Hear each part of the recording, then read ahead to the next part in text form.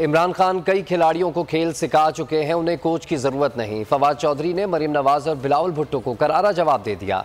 Tweet में लिखा कि मरियम नवाज जैसे गैर संजीदा लोग कभी खिलाड़ी नहीं बन सकते। कोच चाहे जितना क्वालिफाइड हो, मरियम और बिलावल अब्बू बचाओ मुहिम से लीडर बनना चाहते हैं।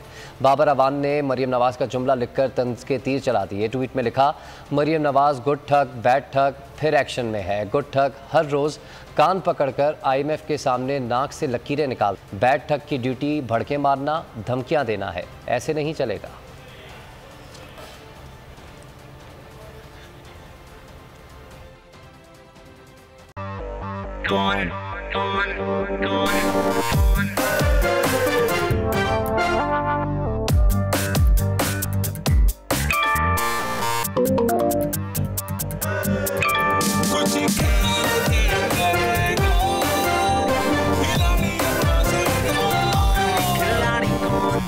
यहाँ सबको सब कुछ चाहिए, फेम और पैसे।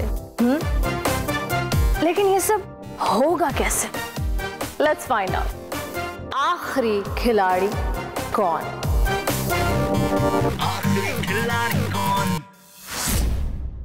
सबसे ज्यादा व्यूज, सबसे ज्यादा रील्स और सबसे ज्यादा रेटिंग के साथ बोल अब भी नंबर 1 पोजीशन पर बरकरार।